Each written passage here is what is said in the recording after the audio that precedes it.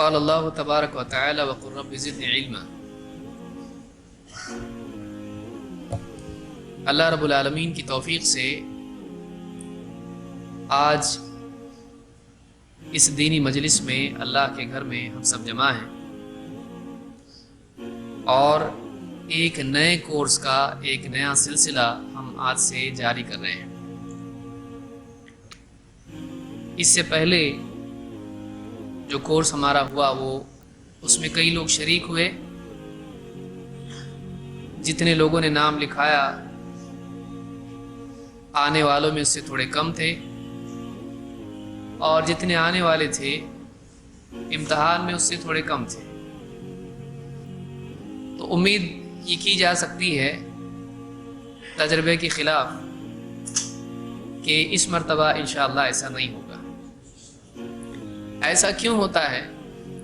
ایسا اس لیے ہوتا ہے کہ ہر چیز اپنے شروع کے دور میں انسان کے لیے دلچسپی کا موضوع ہوتی ہے، لیکن بار بار کی وجہ سے وہ چیز اس کی دلچسپی ختم ہو جاتی ہے۔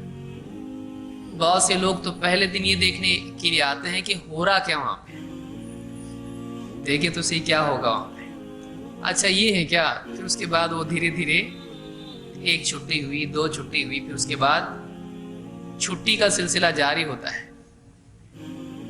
دیکھیے دینی مجالس میں حاضر ہونا، اس کے لیے آدمی کو بہت مجاہدہ کرنا پڑتا ہے۔ جس دن فارم بھرا تھا اس دن فری تھا، لیکن جس دن درس کے لیے آنا ہے ضروری نہیں کہ اس دن بھی فری ہو سکتا ہے اس دن کوئی کام آ جائے۔ تو آدمی کو چاہیے کہ جب ایک مقصد اس نے چنا ہے تو صرف سہولت کے اوقات میں اس مقصد کے لیے چلنے والا وہ نہ بنے، بلکہ رکاوٹوں کے باوجود وہ اس مقصد کی طرف بڑھنے والا بنے۔ جو آدمی رکاوٹ کے باوجود، تکلیف کے باوجود، مشکلات کے باوجود اپنے مقصد کی طرف چلتا رہتا ہے، واقعی وہ انسان اپنے مقصد میں سچا کہلاتا ہے۔ ورنہ ہر آدمی مقصد تک پہنچ جاتا، لیکن صرف وہی لوگ پہنچتے ہیں اپنی منزل تک جو لوگ رکاوٹوں کے باوجود چلتے رہتے ہیں۔ اور دنیا کی زندگی ایسی نہیں ہے کہ انسان کو سچے اور صحیح مقصد میں چلنے کے دوران رکاوٹ نہ آئے، رکاوٹ آئے گی۔ اسی لیے اللہ رب العالمین نے قرآن کریم میں فرمایا والذین جاہدوا فینا لنہدینہم سبلنا، کہ جو ہماری خاطر ہمارے معاملے میں فینا مجاہدہ کریں، ہم اپنی راہوں کی رہبری ان کو عطا کریں گے۔ کہ جو ہماری خاطر مجاہدہ کریں گے، سخت کوشش کریں گے، ہم ان کو اپنے راستوں میں گائیڈنس دیں گے، ہدایت دیں گے، رہبری دیں گے۔ اس سے معلوم ہوا کہ زندگی کے معاملات میں مجاہدہ ہدایت کے لیے ضروری ہے۔ دین کے معاملات میں مجاہدہ ہدایت کے لیے ضروری ہے، اور آدمی کی ہدایت اس کے مجاہدے کے بقدر ہوتی ہے۔ ایک ہوتا ہے ہدایت کی تمنا اور طلب، اس پر بھی ہدایت ملتی ہے، لیکن اس ہدایت میں اضافے کے لیے صرف تمنا کافی نہیں ہے، اس میں مجاہدہ ضروری ہے۔ ایک آدمی چاہتا ہے کہ میری ہدایت بڑھے، تو آپ بتائیے اگر صرف چاہنے پر ہوتا تو سارے ہدایت یافتہ ہو جاتے۔ ہدایت کی ابتدا طلب پر ہوتی ہے، اور اس کا کمال مجاہدے سے ہوتا ہے، اس کو یاد رکھیے۔ اسی لیے اللہ تعالیٰ نے کیا فرمایا والذین جاہدوا فینا لنہدینہم سبلنا، کہ جو ہماری خاطر ہماری راہوں میں، ہمارے لیے، ہمارے معاملے میں، دین کے معاملے میں مجاہدہ کریں گے، ہم ان کو اپنی راہوں میں رہبری عطا کریں گے، ہم اپنی راہوں کی رہبری ان کو عطا کریں گے۔ تو ایک آدمی اگر چاہتا ہے کہ ہدایت اس کو ملے، اس کو مجاہدہ کرنا چاہیے۔ لہٰذا طلب علم کے لیے دینی مجالس میں حاضر ہونا اسی مجاہدے کی ایک صورت ہے۔ اللہ کے نبی صلی اللہ علیہ وسلم فرماتے ہیں وَمَنْ سَلَكَ طَرِيقًا يَلْتَمِسُ فِيهِ عِلْمًا سَهَّلَ اللَّهُ لَهُ بِهِ طَرِيقًا إِلَى الْجَنَّةِ کہ جو کوئی شخص علم کے حصول کے لیے علم کی طلب میں کوئی راستہ چلتا ہے، اللہ تعالیٰ اس کے لیے جنت کا راستہ آسان فرماتا ہے۔ جنت کا راستہ آسان کیا جاتا ہے جب علم کا راستہ آدمی پار کرتا ہے، کیونکہ جنت کا راستہ آسان نہیں ہے، اس میں رکاوٹیں ہیں، نفس، شیطان، سماج، گمراہیاں، یہ ساری چیزیں ہیں جو آدمی کو صراط مستقیم سے بھٹکا سکتی ہیں۔ اس راستے پر، جنت کے راستے پر اگر آدمی کو سنبھل کے چل کے منزل پہ پہنچنا ہے، اس کو چاہیے کہ وہ علم کی مشقت برداشت کرے۔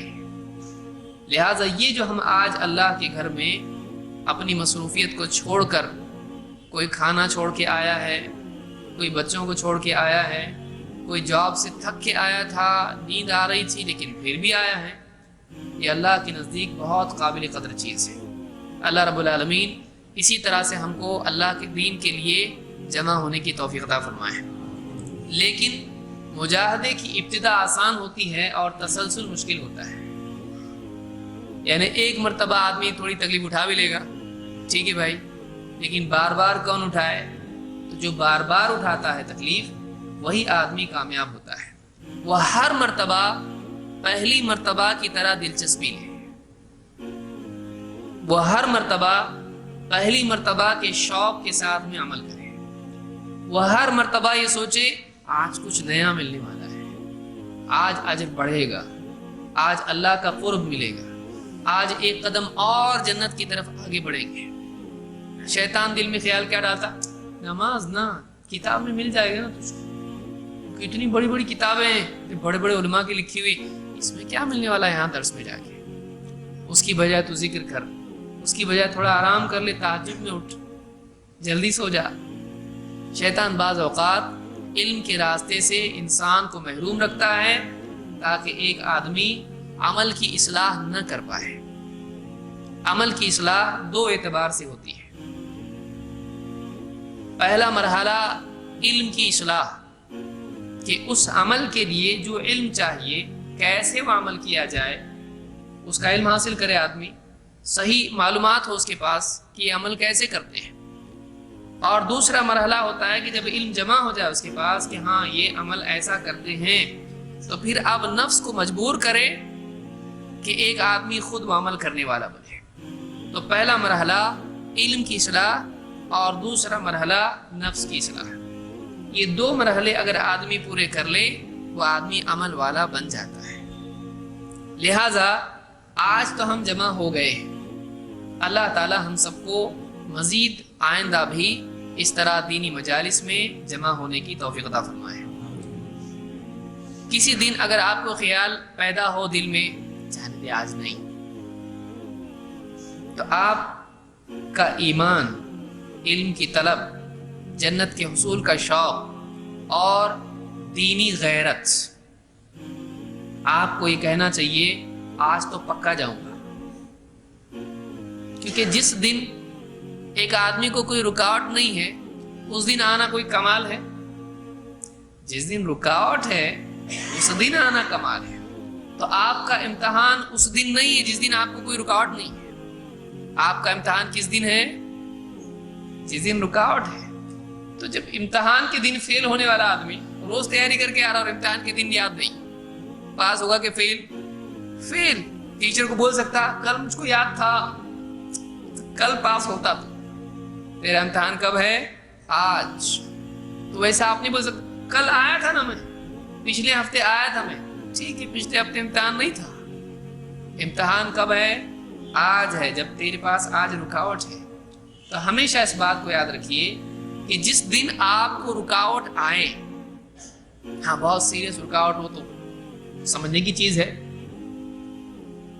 گھر میں بچے کا ہاتھ کٹ گیا ہے، زخم آ گیا ہاتھ میں، اور آپ کہہ رہے نہیں تو جا میں درس کے لیے جا رہا ہوں، ایسا نہیں ہونا چاہیے، یہ سمجھنے کی چیز ہے۔ واقعی کسی کا انتقال ہو گیا، آپ کو وہاں جانا چاہیے اور آپ نہیں جا رہے، وہ ایک اور بات ہے، آپ کو جانا چاہیے، لیکن سستی ہو رہی ہے، بھوک لگی ہے، فلاں چیز ہے. دیکھیے جب تک کہ تمام مسائل پر، یا جس کو عوارض کہتے ہیں، پیش آنے والی چیزیں، ان سب پر علم کا شوق غالب نہیں آتا، تب تک کہ علم کے دروازے آدمی کے لیے نہیں کھلتے.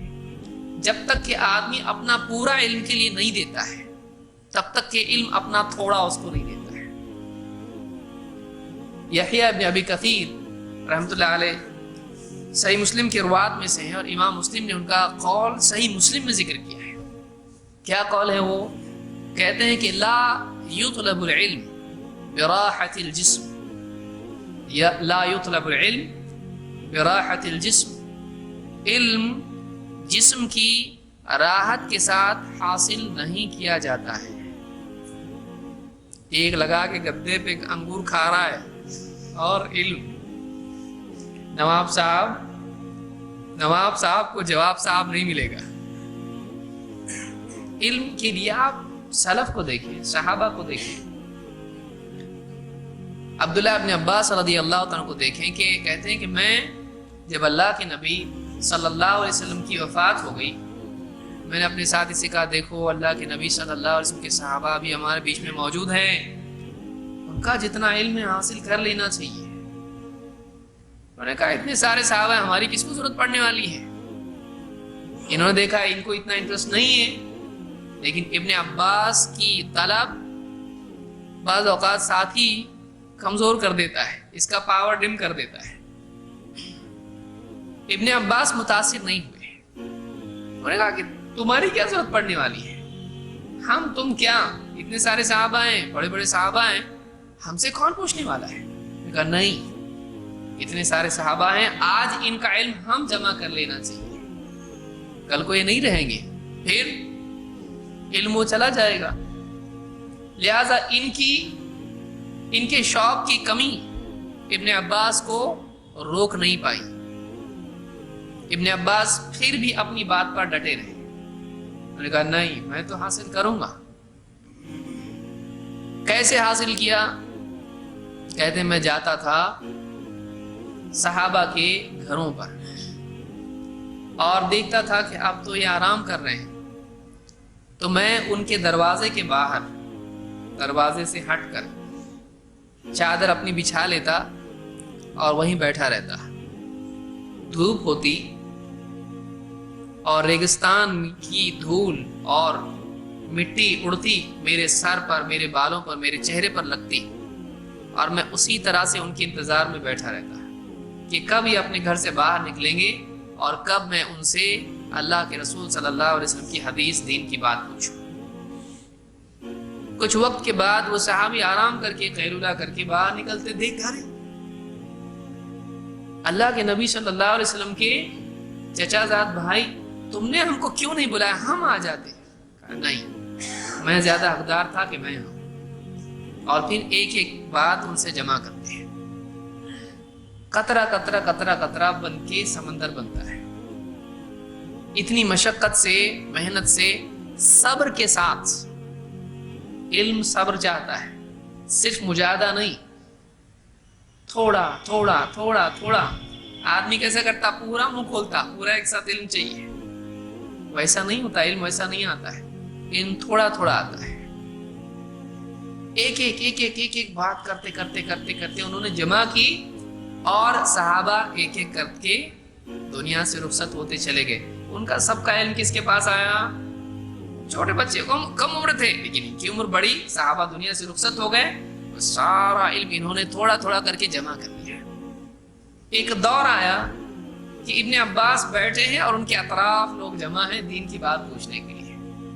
وہ جو ساتھی تھے جنہوں نے کہا کون پوچھے گا اپنے سے، جب انہوں نے دیکھا کہ ابن عباس کے آس پاس لوگ جمع ہیں اور یہ وہ باتیں جو صحابہ کی تھی آج لوگوں سے بیان کر رہا ہے، علم کا سلسلہ آج جاری ہے، انہوں نے کہا یہ میرے سے زیادہ عقل مند ہے، یہ لڑکا مجھ سے زیادہ عقل مند نکلا کہ میں نے وہ حاصل نہیں کیا، لیکن اس نے شہد کی مکھی کی طرح ایک ایک ایک ایک ایک ایک پھول پر جا کے شہد کی مکھی کیسے جمع کرتی ہے. تھوڑا تھوڑا تھوڑا علم سارے صحابہ کا جمع کر لیا، آج سارا علم اس کے پاس جمع ہے، اب لوگ اس سے دین کی بات پوچھ رہے ہیں، سارا ثواب کس کو مل رہا ہے؟ اگر اس کے پاس ہوتا اس کو بھی ملتا کہ ایک آدمی کی زندگی آپ کی ایک بات سے بدلے، آپ بتائیے کتنی بڑی بات ہے۔ آج ساری مشینیں، کوئی آدمی آپ کی گاڑی کا ٹائر بدل رہا ہے، کوئی آدمی بلب بدل رہا ہے، کوئی آدمی آپ کی موبائل کی بیٹری بدل رہا ہے، لیکن آپ اگر لوگوں کی زندگی بدل رہے ہیں، اس سے بڑا کیا بدلاؤ آ سکتا ہے؟ ایسی کوئی مشین ہے؟ ایسا کوئی ڈاکٹر ہے؟ نہیں، وہ علم کے بغیر نہیں ہو سکتا ہے۔ علم چابی ہے جس سے دلوں کے دروازے کھلتے ہیں، جس سے زندگیاں بدلتی ہیں۔ یہ علم کون سا علم؟ ٹیکنالوجی کا علم، ڈاکٹر کا علم نہیں، نبوی علم، قرآن و سنت کا علم۔ اس علم کے ذریعے سے زندگیاں بدلتی ہیں۔ یہ جو مجلس ہے، ہم یہ نہیں کہیں گے کہ ڈاکٹر کا علم غلط ہے، انجینئر کا علم غلط ہے، ہم کہیں گے کہ یہ جو مجلس ہے یہ اس علم پر فوقیت رکھے ہوئے ہے۔ اس مجلس میں آ کے بیٹھنے والا آدمی ڈاکٹری کے علم سے، انجینئرنگ کے علم سے اور ان سارے علوم سے بڑھ کے ہے، اس لیے کہ یہی وہ علم ہے جو سکھانے کے لیے نبی آتے تھے۔ ڈاکٹری کا علم سکھانے کے لیے آئے، بیل گاڑی کیسے چلاتے ہیں، کھیتی کیسے کرتے ہیں، کپڑا کیسے بنتے ہیں، کھانا کیسے بناتے ہیں، نہیں، زندگی بدلنے کا علم لے کر نبی آتے ہیں۔ لہٰذا جس آدمی نے اس علم کو حاصل کیا، فمن اخذہ اخذ بحظ وافر، جس آدمی نے نبوی علم لیا اس نے بہت بڑی چیز حاصل کر لی ہے، بہت بڑا حصہ خیر کا سمیٹ لیا۔ لہٰذا اس بات کو ہمیشہ یاد رکھیے کہ شیطان آپ کے پاس آئے گا اور کہے گا آج چھٹی۔ اچھا آپ کہیں گے اس سے نہیں، وہ اور ایک بات کان میں ڈالے گا، فرض تھوڑی ہے، 5 ٹائم کی نماز تھوڑی ہے، پھر اور ایک خیال ڈالے گا، پابندی کرے گا بدعت ہو جائے گا۔ کبھی نہیں ہونا چاہیے ایسا۔ اللہ کے نبی صلی اللہ علیہ وسلم نے ایک صحابی سے کہا، اے عبداللہ فلاں شخص کی طرح مت ہو جانا کہ وہ رات میں تہجد کا اہتمام کرتا تھا پھر اس نے چھوڑ دیا۔ اس آدمی کی طرح مت ہونا جو رات میں قیام اللیل کرتا تھا پھر اس نے چھوڑ دیا۔ کیا معلوم ہوا کہ نوافل پر بھی مداومت ہونا چاہیے، صرف فرض پر نہیں۔ پابندی صرف فرض کی ہونا چاہیے نہیں، جو چیز فرض نہیں ہے اور خیر ہے اس پر بھی پابندی ہونا چاہیے۔ مجبوری کی بات اور ہے، لیکن مجبوری نہیں ہے تو پابندی ہونا چاہیے۔ حضرت عمر کی پابندی تھی۔ دیکھیے حضرت عمر کیا کرتے تھے، 2 دن، اب ظاہر بات ہے صحابہ دین اور دنیا دونوں کو جمع کرتے تھے، دن کا وقت تجارت کا ہے، رات کا تو نہیں ہے۔ اب حضرت عمر کیا کرتے تھے، ان کا جو پڑوسی تھا اس سے انہوں نے جوڑی بنائی تھی۔ کیسے؟ ایک دن تم اللہ کے نبی صلی اللہ علیہ وسلم کی مجلس میں جانا اور ساری باتیں سننا، یاد رکھنا، مجھ کو پہنچانا، میں تجارت کروں گا، اور دوسرے دن میں جاؤں گا، تمہاری چھٹی، میں سیکھ کے آؤں گا، تم کو بتاؤں گا۔ اس اعتبار سے کیا ہوگا، ہر دن کا علم ہم کو مل جائے گا، اور دنیا بھی صحیح اور دین بھی صحیح، یہ تجارت بھی ہوگی اور دین کا علم بھی۔ معلوم ہوا کہ دین کا علم کھونے جیسی چیز نہیں ہے۔ ایک آدمی کو چاہیے کہ وہ پابندی کرے، کسی نہ کسی طریقے سے علم حاصل کرے۔ لہٰذا اس مجلس میں جمع ہونا یہ ہمارے لیے بہت ہی سعادت کی چیز ہے۔ اللہ تعالیٰ مجھے اور آپ سب کو ایسی مجالس میں پابندی سے آنے کی توفیق عطا فرمائے۔